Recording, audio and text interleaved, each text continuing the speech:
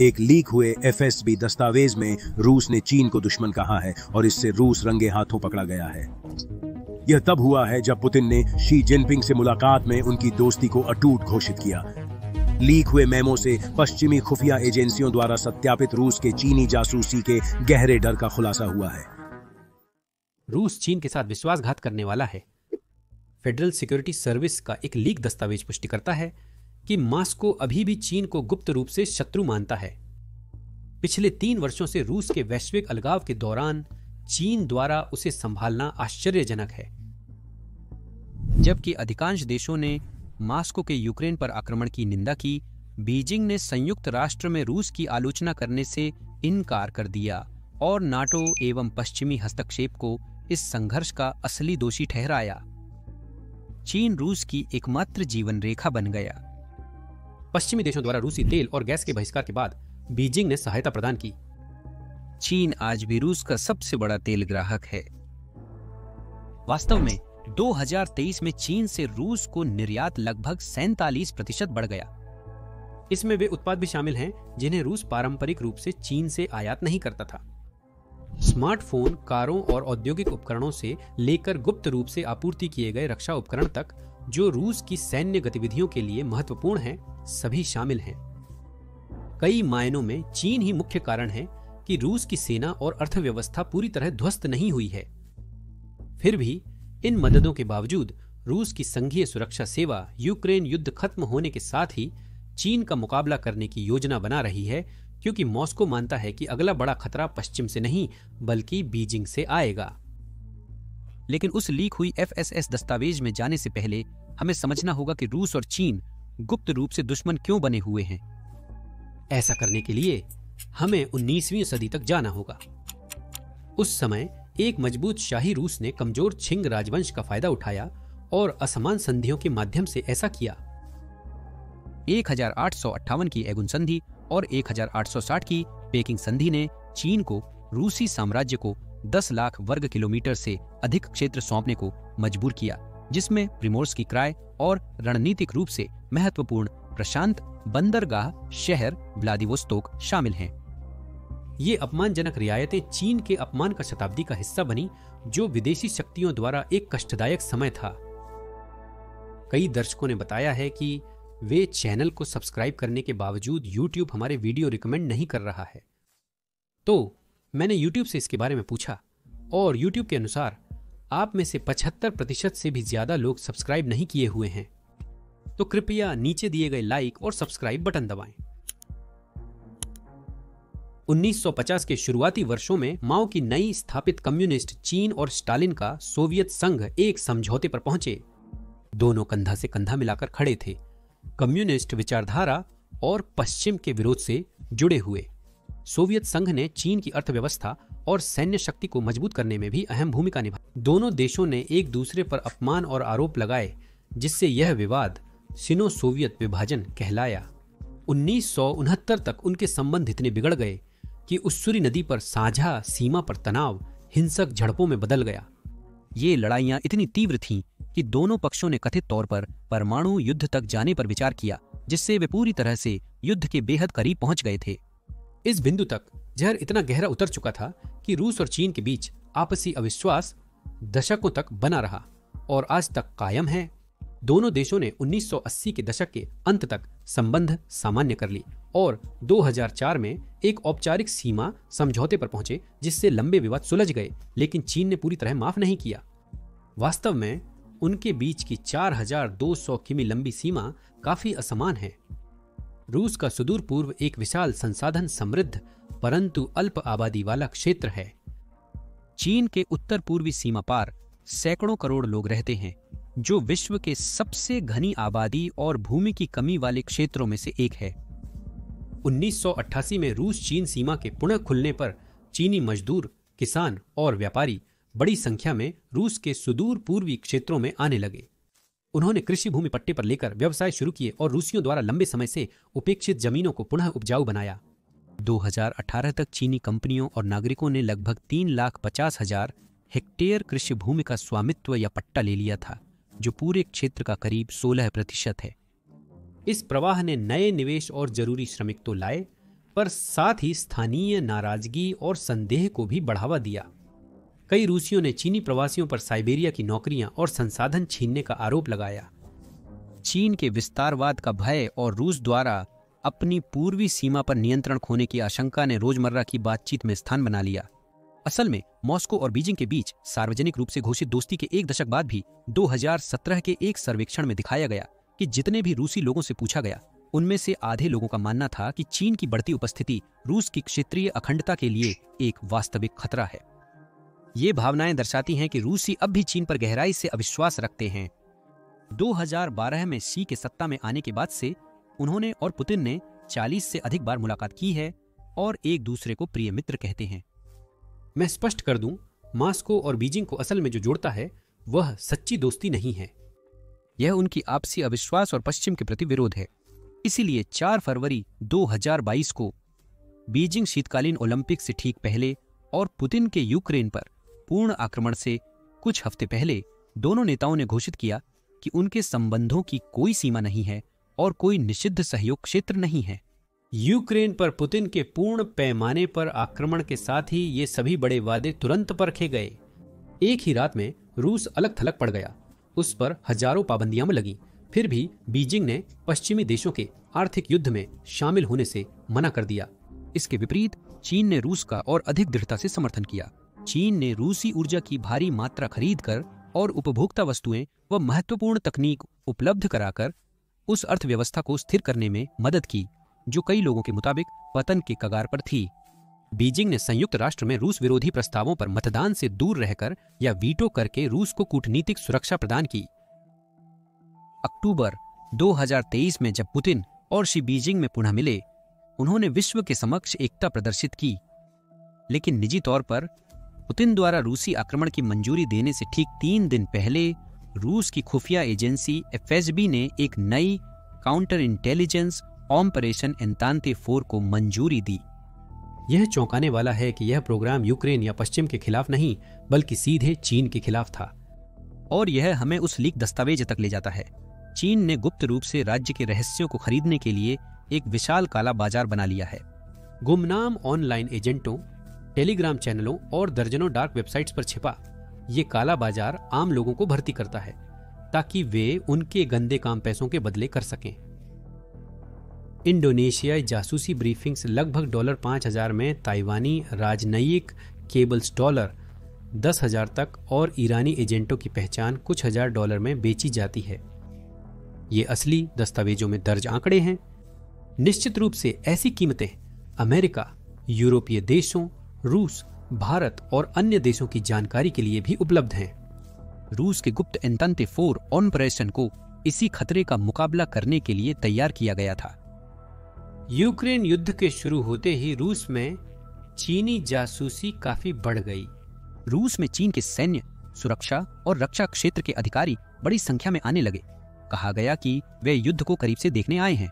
कई लोग चीन की रक्षा विश्वविद्यालयों या राज्य समर्थित संस्थानों के शैक्षणिक या व्यापारिक प्रतिनिधिमंडल के रूप में छुपकर पहुंचे, परंतु संघीय सुरक्षा सेवा के अनुसार उनका वास्तविक उद्देश्य रूस के सैन्य अभियानों की संवेदनशील जानकारी एकत्रित करना था। बीजिंग के लिए यूक्रेन संघर्ष एक अमूल्य केस स्टडी है। पिछले 40 सालों में चीनी सेना ने कोई बड़ा युद्ध नहीं लड़ा है। आखिरी बार 1979 में वियतनाम के साथ उसने एक छोटी सीमा झड़प में हिस्सा लिया था। चीनी सैन्य योजनाकार जानना चाहते हैं कि आधुनिक रूसी सेना का प्रदर्शन अत्याधुनिक पश्चिमी हथियारों और रणनीतियों के सामने कैसा रहता है। यदि भविष्य में चीन ताइवान पर आक्रमण करता है तो वह इस जानकारी का उपयोग कर सकता है, परंतु ही केवल समस्या की सतह है। संघीय सुरक्षा सेवा के अनुसार मुख्य समस्या यह है कि चीनी जासूस न केवल युद्ध का निरीक्षण कर रहे थे, अपितु रूसी नागरिकों की भर्ती के प्रयास भी तेज कर रहे थे। लीक दस्तावेजों से पता चलता है कि ये एजेंट रूसी अधिकारियों, वैज्ञानिकों, पत्रकारों और व्यापारियों को प्रभावित करने के लिए कुछ भी कर सकते हैं। कोई भी व्यक्ति जिसके पास संवेदनशील जानकारी हो, वह पैसे, व्यापारिक सौदे या व्यक्तिगत एहसान की पेशकश करके उसका फायदा उठा सकता है। यदि प्रलोभन विफल होते हैं तो वे बुराई का सहारा लेकर व्यक्तिगत कमजोरियों का शोषण करते हैं।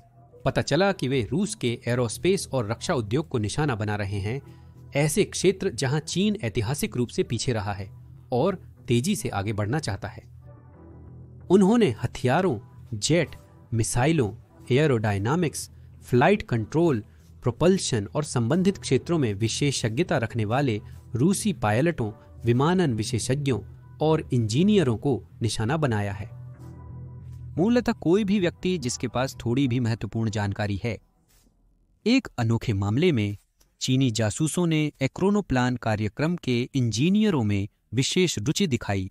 एक्रोनोप्लान सोवियत युग के ग्राउंड इफेक्ट वाहन थे जो पानी की सतह के करीब उड़ने वाले बड़े हाई स्पीड जहाज थे। रूस ने यह कार्यक्रम दशकों पहले रद्द कर दिया था, इसलिए चीनी लोगों ने सोचा कि पूर्व एक्रोनोप्लान विशेषज्ञ और इंजीनियर अब भी नाराज या आर्थिक संकट में हो सकते हैं, जिससे वे भर्ती के लिए आदर्श उम्मीदवार बन सकते हैं। रूस के लिए यह वाकई चिंताजनक है, क्योंकि यूक्रेन युद्ध से पहले ही रूसी अधिकारियों ने पिछले 2 दशकों में चीनी जासूसों से जुड़े कम से कम 21 अलग अलग जासूसी मामलों को दर्ज किया था। मैं तुरंत आपको दिखाऊंगा कि इन जासूसों ने चीन को सौंपे गए राज कितने मूल्यवान थे। लेकिन अब रूस पहले से कहीं कमजोर और असुरक्षित है, पूरी तरह यूक्रेन से लड़ने और पश्चिमी खुफिया अभियानों का मुकाबला करने में व्यस्त है, जैसा पहले कभी नहीं हुआ। मॉस्को की व्यस्तता के कारण अब उसके पास चीनी जासूसों की गतिविधियों पर ध्यान से निगरानी रखने के लिए पर्याप्त संसाधन नहीं है, और बीजिंग यह बात अच्छी तरह जानता है और रूस की इस कमजोरी का पूरा फायदा उठाने का इरादा रखता है ताकि और भी महत्वपूर्ण खुफिया जानकारी इकट्ठा की जा सके। 2021 और 2023 के बीच रूसी अधिकारियों ने 4 जासूसी मामलों का खुलासा किया, जिनमें उच्च स्तरीय एरोस्पेस और लेजर प्रौद्योगिकी की संवेदनशील जानकारी सीधे चीन को लीक की गई थी। हर नई गिरफ्तारी क्रेमलिन को याद दिलाती थी कि उसका कथित दोस्त चीन रूस के संवेदनशील और महत्वपूर्ण रक्षा कार्यक्रमों की सक्रिय रूप से जासूसी कर रहा था। पुतिन सरकार ने स्पष्ट किया कि मातृभूमि से गद्दारी बर्दाश्त नहीं की जाएगी और देशद्रोह पर उम्र कैद तक की सजा हो सकती है। मॉस्को ने चेतावनी दी कि वह रूस विरोधी गतिविधियों को बढ़ावा देने या संचालित करने वाले किसी भी विदेशी नागरिक, विशेषकर चीनी जासूसों या एजेंटों के खिलाफ सख्त कार्रवाई करेगा। चीन की कड़ी चेतावनियों के बाद भी वह रूसी वैज्ञानिकों और इंजीनियरों को अपने कब्जे में करने में सफल हो रहा है। लेकिन आखिरकार संघीय सुरक्षा सेवा ने उनमें से कई को पकड़ने और गिरफ्तार करने में सफलता हासिल की। एक मामले में दिमित्री कोलकर शामिल हैं, जो एक साइबेरियाई लेजर भौतिक विज्ञानी हैं, जिन्हें 2022 में गिरफ्तार किया गया था। संघीय सुरक्षा सेवा ने कोलकर पर गुप्त रूप से चीन को गोपनीय शोध देने का आरोप लगाया। कोलकर 54 साल के थे और गंभीर कैंसर से पीड़ित होने के बावजूद यह सबसे हैरान करने वाली बात थी। फिर भी रूसी एजेंटों ने उन्हें अस्पताल के बिस्तर से उठाकर पूछताछ के लिए सीधे मॉस्को ले गए। दुर्भाग्यवश हिरासत में लेने के महज 2 दिन बाद ही वह अपनी निर्दोषता साबित करने की कोशिश करते हुए दम तोड़ गए। एक और उदाहरण था अलेक्जेंडर लुकानिन, जो टॉम्स्क के शोधकर्ता थे। 2020 में फेडरल सिक्योरिटी सर्विस ने उन्हें चीन को संवेदनशील मिसाइल तकनीक लीक करने के आरोप में गिरफ्तार किया था। लुकानिन को देशद्रोह का दोषी पाते हुए 7.5 साल की सजा दी गई। अंत में 81 वर्षीय विद्वान वलेरी मित्को का मामला है, जो पूर्व में सेंट पीटर्सबर्ग की आर्कटिक एकेडमी ऑफ साइंसेज के प्रमुख थे। 2020 में मित्को पर चीन के साथ शैक्षणिक दौरों के दौरान गोपनीय जानकारी साझा करने का आरोप लगा था। सभी आरोपों का खंडन करने के बावजूद उन्हें मुकदमे का इंतजार करने के लिए नजरबंद किया गया, परंतु उन्हें कभी न्यायालय में स्वयं का पक्ष रखने का अवसर नहीं प्राप्त हुआ। मित्को का 2022 में स्वगृह में निधन हो गया। अंतिम सांस तक जासूस के रूप में बदनाम रहे। पुतिन सरकार और संघीय सुरक्षा सेवा का संदेश स्पष्ट है। शक होने पर कि आपने समझौता कर लिया है, आपका जीवन पूर्णतया बदल जाता है। बीजिंग को रूसी राज लीक करने वाले को, चाहे वो आधिकारिक साझेदार हो या नहीं, गद्दार माना जाएगा और कड़ी सजा दी जाएगी। इन तोड़फोड़ की घटनाओं ने रूस को समझा दिया कि अगर उन्होंने कमजोरी दिखाई तो चीन उसका फायदा उठाने या नुकसान पहुंचाने को तैयार रहेगा। ठीक वैसे ही जैसे 19वीं सदी में रूस ने चीन के साथ असमान संधियों के माध्यम से किया था। युद्ध शुरू होने से पहले ही एंतांते-4 कार्यक्रम की स्थापना करना अत्यंत महत्वपूर्ण था। इस गुप्त कार्यक्रम में रूसी अधिकारियों को चीन से किसी खतरे को रोकने का आदेश दिया गया था। फेडरल सिक्योरिटी सर्विस एजेंटों को गुप्त रूप से उन रूसी लोगों से संपर्क करना था जो चीन के साथ नियमित सहयोग करते हैं। एजेंटों ने नागरिकों से सावधानी बरतने, विचारपूर्वक बोलने और सभी चीनी लोगों से सतर्क रहने को कहा। साथ ही फेडरल सिक्योरिटी सर्विस ने डिजिटल निगरानी के प्रयासों को तेज किया।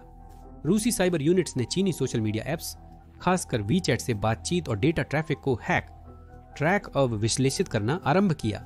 रूस और चीन के बीच के जासूसी खेल हमें उस बात की याद दिलाते हैं जिसे हम सालों से कहते आ रहे हैं।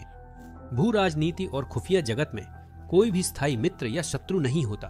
गठबंधन और दुश्मन बदलते रहते हैं, लेकिन जो हमेशा टिका रहता है वह है स्वार्थ। इस समय रूस और चीन एक दूसरे पर निर्भर हैं। रूस फिलहाल चीन पर अधिक निर्भर है, लेकिन अगर चीन ताइवान पर हमला करता है तो उसे रूस के सहयोग की आवश्यकता होगी। यही कारण है कि पुतिन और शी अपनी कथित मित्रता का प्रदर्शन करते रहते हैं।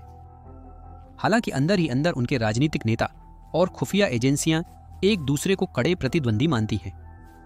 अधिकतर लोगों को पता नहीं, परंतु रूस के लिए केवल 2 चीजें महत्वपूर्ण हैं, उसके विशाल तेल भंडार और शक्तिशाली रक्षा उद्योग। इस वीडियो का उद्देश्य दिखाना है कि चीन किस प्रकार प्रत्यक्ष रूप से रक्षा उद्योग पर हमला कर रहा है और गुपचुप तरीके से इंजीनियरों और वैज्ञानिकों से रहस्य चुरा रहा है। 2000 और 2010 के दशक में रूस लगातार चीन पर अपने सैन्य तकनीक और बौद्धिक संपदा चुराने का आरोप लगाता रहा है। चीन गुप्त रूप से रूसी हथियारों की नकल और रिवर्स इंजीनियरिंग करके अपने वर्जन बना रहा है, बिना कोई भुगतान किए। एक उत्तम उदाहरण है चीन का सेनायांग J-11B फाइटर जेट, जो पूर्णतः चीन निर्मित है, किंतु रूस के Su-55 फ्लैंकर फाइटर से समान दिखता है। चीन की HQ-9 लंबी दूरी की सतह से हवा में मार करने वाली मिसाइल प्रणाली भी रूस की S-300 मिसाइल प्रणाली जैसी दिखती और काम करती है। चीनी नौसैनिक युद्धपोत रूसी डिजाइनों से साफ मिलते जुलते हैं, यहां तक कि उनके सटीक सब सिस्टम्स और आंतरिक तकनीकों तक भी। मूलतः चीन रूसी सैन्य उपकरणों के छोटे बैच खरीदकर उन्हें ध्यान से खोलकर रिवर्स इंजीनियर करता और फिर अपने चीनी संस्करणों का बड़े पैमाने पर उत्पादन शुरू कर देता था। 2019 तक यह व्यवस्थित नकल इतनी बढ़ गई और खुलेआम हो गई कि रोस्टेक, रूस की विशाल सरकारी रक्षा कंपनी, अंततः अपनी सीमा पर पहुंच गई। रोस्टेक के बौद्धिक संपदा प्रमुख येवगेनी लावोदनी ने खुलासा किया कि पिछले 17 वर्षों में रूस ने चीन द्वारा रूसी सैन्य उपकरणों की अवैध नकल के 500 से ज्यादा मामले दर्ज किए हैं। मॉस्को के लिए यह सिर्फ बौद्धिक संपदा या अरबों डॉलर गंवाने की बात नहीं थी, बल्कि इससे कहीं गहरा मामला था। रूस चीन संबंधों का एक प्रमुख आधार लंबे समय से हथियारों की बिक्री रही है, जिसने उनकी साझेदारी को मजबूत और स्थिर बनाए रखा है। 1990 के दशक और 2000 के शुरुआती वर्षों में चीन रूस का सबसे बड़ा हथियार खरीदार था। पहले चीन के 80% से ज्यादा आयातित हथियार सीधे रूस से आते थे, परंतु जैसे ही चीनी इंजीनियरों ने उन सिस्टम्स की रिवर्स इंजीनियरिंग सीख ली, परिस्थिति बदल गई। 2009 के बाद चीन की विदेशी हथियारों की खरीद लगभग 40% तक गिर गई और उस कम खरीद में रूस का हिस्सा भी घटकर करीब 68% रह गया, जो पहले 85% था। मॉस्को ने न सिर्फ भारी बिक्री खोई, बल्कि एक मित्र खरीदार को प्रत्यक्ष प्रतिस्पर्धी में बदलते भी देखा। 2010 के दशक के मध्य तक चीन सिर्फ अपने टैंक, फाइटर जेट और युद्धपोत ही नहीं बना रहा था। वे इन्हें विदेशों को निर्यात करते थे और अक्सर रूस को सस्ते में बेचकर उन्हें पछाड़ देते थे। रूस के रक्षा उद्योग में इससे निराशा और नाराजगी पैदा हुई, इसलिए क्रेमलिन ने इस पर रोक लगा दी। अब बेहतरीन उपकरणों की पेशकश के साथ अतिरिक्त सावधानी और लंबा इंतजार जुड़ गया था। उदाहरण के लिए रूस ने चीन को अपने Su-35 फाइटर जेट्स की बिक्री कई वर्षों तक टाल दी, क्योंकि उन्हें डर था कि बीजिंग उनकी नकल कर उन्हें रिवर्स इंजीनियर कर लेगा। वास्तव में रूस और चीन के बीच हथियारों का व्यापार कभी पूर्णतः रुका नहीं। 2014 में रूस द्वारा क्रीमिया पर कब्जे और पश्चिमी पाबंदियों के बाद पुतिन ने आर्थिक व राजनीतिक मदद के लिए बीजिंग का रुख किया। निश्चित रूप से हथियारों की बिक्री भी इस समझौते का अंग थी। अगले वर्ष रूस ने चीन को S-400 एयर डिफेंस सिस्टम और Su-35 फाइटर जेट्स जैसे उन्नत हथियार बेचे। 2015 में यह मॉस्को और बीजिंग के बीच 10 सालों में पहली प्रमुख हथियार बिक्री थी। मॉस्को को बीजिंग के धन और समर्थन की आवश्यकता थी, इसलिए उसने स्वीकार किया कि रूसी प्रौद्योगिकी की चीनी द्वारा नकल व्यापार की कीमत है। हथियारों की बिक्री और तकनीक की चोरी के अलावा रूस और चीन के बीच कुछ गहन रणनीतिक मुद्दे हैं जहां उनके हित टकराते हैं। सबसे बड़ा मुद्दा रूस का सुदूर पूर्व है, जिसके बारे में हमने पहले चर्चा की थी। रूसी खुफिया ने पाया कि चीनी विद्वान और अधिकारी गुप्त रूप से ऐसे ऐतिहासिक कथानक फैला रहे थे जो भविष्य में चीन के क्षेत्रीय दावों को सही ठहराने के लिए बनाए गए थे। चीनी शोधकर्ता सक्रिय रूप से प्राचीन चीनी लोगों के निशान खोज रहे थे ताकि वे साबित कर सकें कि ये रूसी इलाके कभी प्राचीन चीन के थे। यह कोई नई रणनीति नहीं है। चीन लगभग सभी पड़ोसी देशों के साथ ऐसा करता आ रहा है। वे या तो किसी देश की जमीन से जुड़ा छोटा ऐतिहासिक संबंध ढूंढ लेकर बड़े दावे करते हैं या इतिहास को फिर से लिखकर भविष्य में जमीन पर कब्जा करने की भूमिका तैयार करते हैं। यूक्रेन युद्ध शुरू होने के 1 साल बाद ही चीन ने अपनी असली मंशा दिखानी शुरू कर दी। 2023 में बीजिंग ने एक नया राष्ट्रीय नक्शा जारी किया जिसमें कुछ रूसी क्षेत्रों को उनके पुराने चीनी नामों से दिखाया गया, जिसे मॉस्को ने नोटिस किया।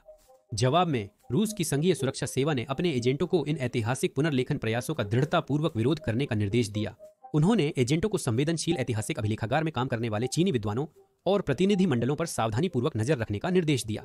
उन्होंने उन विदेशी शोधकर्ताओं को भी प्रवेश वीजा देने से मना कर दिया जो रूस की वर्तमान सीमाओं पर सवाल उठा सकते थे। संघीय सुरक्षा सेवा के एजेंटों ने रूसी नागरिकों को चीनी नेतृत्व वाले ऐतिहासिक अध्ययनों के साथ सहयोग या समर्थन न करने की चेतावनी देना शुरू कर दिया। यह दर्शाता है कि रूस चीन की क्षेत्रीय महत्वाकांक्षा के मामूली संकेतों को भी गंभीरता से लेता है। रूस और चीन के बीच एक और तनाव का बिंदु मध्य एशिया है। लगभग 200 सालों तक रूस ने मध्य एशिया पर राज किया, पहले साम्राज्यवादी उपनिवेशवादी और फिर सोवियत संघ के रूप में।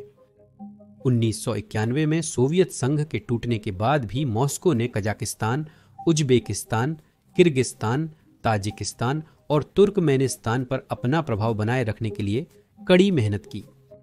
उन्होंने यह करीबी आर्थिक संबंधों, राजनीतिक दबाव और सैन्य ठिकानों के जरिए किया। पिछले 2 दशकों में चीन ने बेल्ट एंड रोड इनिशिएटिव के माध्यम से मध्य एशिया में काफी निवेश किया है। अरबों डॉलर हाईवे, रेलवे, पाइपलाइन और ऊर्जा परियोजनाओं में लगाए गए, जिससे चीन इस क्षेत्र का सबसे बड़ा निवेशक और मुख्य व्यापारिक साझेदार बन गया। 2020 तक चीन हर मध्य एशियाई देश के लिए रूस को पछाड़कर सबसे बड़ा व्यापारिक साझेदार बन गया था। प्रारंभ में चीन का बढ़ता प्रभाव संघर्ष रहित था। बीजिंग ने पहले आर्थिक विकास पर ध्यान दिया और राजनीतिक व सुरक्षा मुद्दों को रूस पर छोड़ा, परंतु अब यह परिवर्तित हो रहा है। यूक्रेन में अपनी जंग के कारण रूस ध्यान भटका हुआ और कमजोर हो गया है। ऐसे में मध्य एशियाई देश अब चीन के करीब आना शुरू हो गए हैं। चीन 2023 में शियान, चीन में आयोजित चीन मध्य एशिया शिखर सम्मेलन एक स्पष्ट संकेत था, जहां शी जिनपिंग ने स्वयं सभी 5 मध्य एशियाई राष्ट्रपतियों को आमंत्रित किया था, लेकिन किसी एक को नहीं। रूस क्रेमलिन ने इसे जरूर नोटिस किया और उसने ठीक ठीक समझ लिया कि बीजिंग क्या करने की कोशिश कर रहा है। लीक एफएसएस दस्तावेजों से पता चलता है कि मध्य एशिया में बदलाव को लेकर रूस सचमुच घबराया हुआ है। मेमो के मुताबिक बीजिंग ने मध्य एशिया में चीनी सॉफ्ट पावर बढ़ाने के लिए एक नई रणनीति शुरू की है, जिसे उज्बेकिस्तान जैसी जगहों पर लागू करना शुरू किया गया है। दस्तावेज में मानवीय आदान प्रदान का उल्लेख है, हालांकि विस्तार से नहीं बताया गया है। सरलता से कहें तो इसका अर्थ है सांस्कृतिक कार्यक्रम, चीन के कन्फ्यूशियस संस्थान जैसे भाषा संस्थान, छात्रवृत्तियां, मीडिया आउटरीच और अन्य गतिविधियां जो विशेष रूप से लोगों के दिल दिमाग जीतने के लिए बनाई गई हैं। मॉस्को के लिए चिंता की बात है कि चीन अब क्षेत्रीय सुरक्षा में भी भूमिका निभा रहा है। बीजिंग ने ताजिकिस्तान में एक आतंकवाद विरोधी चौकी स्थापित कर ली है और मध्य एशियाई सेनाओं को ड्रोन उपलब्ध कराए हैं। पुतिन के लिए यह बहुत चिंताजनक है। वह खुद को रूस के पारंपरिक प्रभाव क्षेत्र का रक्षक मानते हैं। मध्य एशिया, विशेषकर वह क्षेत्र जिस पर रूस ने लगभग 200 सालों तक नियंत्रण रखा है, यहाँ प्रभाव खोना पुतिन के लिए व्यक्तिगत और रणनीतिक रूप से बड़ा झटका होगा। फिर भी अभी रूस बहुत कम कर सकता है। अंत में आर्कटिक क्षेत्र है जो रूस और चीन के बीच एक और बड़ा लेकिन अक्सर अनदेखा किया गया तनाव का केंद्र है। रूस की आर्कटिक समुद्री सीमा पृथ्वी पर किसी भी देश की सबसे लंबी है, जो 24,000 किलोमीटर से अधिक है। दशकों से मॉस्को नॉर्दर्न सी रूट के विकास में भारी संसाधन लगाता रहा है। ग्लोबल वार्मिंग के कारण आर्कटिक की बर्फ तेजी से पिघल रही है, जिससे यह जमा हुआ जलमार्ग अब धीरे धीरे अधिक सुगम होता जा रहा है। नॉर्दर्न सी रूट यूरोप और पूर्वी एशिया के बीच यात्रा का समय स्वेज नहर मार्ग से करीब 2 सप्ताह कम कर सकता है। इसके अलावा यह रणनीतिक सुरक्षा एवं आर्थिक अस्तित्व भी देता है। यूबेटस जियोलॉजिकल सर्वे के अनुसार पिघलती बर्फ के नीचे लगभग 38 अरब बैरल तेल और 33 ट्रिलियन घन मीटर प्राकृतिक गैस मौजूद है। चीन ने स्वयं को नियर आर्कटिक स्टेट घोषित किया है, भले ही वह भौगोलिक रूप से आर्कटिक के निकट नहीं है। चीन इस क्षेत्र में शामिल होने के लिए दृढ़ संकल्पित है और रूस के उत्तरी समुद्री मार्ग से शिपिंग खर्च और ट्रांजिट समय कम करने में रुचि रखता है। सिर्फ तेज शिपिंग ही नहीं, चीन की नजर आर्कटिक के तेल और गैस भंडारों पर भी है और वह इन कीमती ऊर्जा परियोजनाओं तक सीधी पहुंच चाहता है। पहले रूस को आर्कटिक क्षेत्रों में चीन या किसी अन्य देश की मौजूदगी पर आपत्ति थी और वह इसका विरोध करता था। रूस के यूक्रेन पर हमले के बाद पश्चिमी प्रतिबंधों ने परिस्थितियों को बदल दिया। ये प्रतिबंध रूस की पश्चिमी धन और उन्नत तकनीक तक पहुंच को काफी सीमित कर रहे हैं, जिससे मॉस्को के लिए आर्कटिक संसाधनों का अकेले दोहन करना मुश्किल हो गया है। लीक दस्तावेज से पता चला कि चीन जानता था कि पश्चिमी प्रतिबंध रूस को सीधे बीजिंग की ओर मोड़ देंगे। उदाहरण के लिए, जब अमेरिकी कंपनी बेकर ह्यूजेस ने एक रूसी आर्कटिक एलएनजी परियोजना से हाथ खींच लिया, तो रूस की नोवाटेक को इसे पूरा करने के लिए चीनी साझेदारों पर निर्भर होना पड़ा। रूस की आर्कटिक महत्वाकांक्षाओं के लिए चीन का वित्त, उपकरण और विशेषज्ञता महत्वपूर्ण साबित हो रहे हैं। चीन की पकड़ लगातार बढ़ रही है। मॉस्को अब भी इस बात पर जोर देता है कि नॉर्दर्न सी रूट रूसी अधिकार क्षेत्र में ही है और विदेशी जहाजों, जिनमें चीनी भी शामिल हैं, को रूसी पायलटों की अनुमति लेनी होगी। एफएसबी दस्तावेज में उल्लेख है कि चीनी जासूस आर्कटिक में रिसर्च सहयोग या खनन कंपनियों के माध्यम से सक्रिय हैं, जिनका इस्तेमाल रूस की विकास योजनाओं से जुड़ी संवेदनशील जानकारी इकट्ठा करने के लिए किया जा रहा है। चीन ने आर्कटिक में शोध केंद्र स्थापित कर लिए हैं और वह रूस के उत्तरी समुद्री मार्ग से नियमित रूप से वैज्ञानिक आइस ब्रेकर पोत भेजता है। सरकारी तौर पर ये अभियान वैज्ञानिक कहे जाते हैं, लेकिन वास्तव में वे रणनीतिक मार्गों का नक्शा बना रहे हैं, महत्वपूर्ण डेटा एकत्र कर रहे हैं और धीरे धीरे चीन की उपस्थिति और प्रभाव बढ़ा रहे हैं।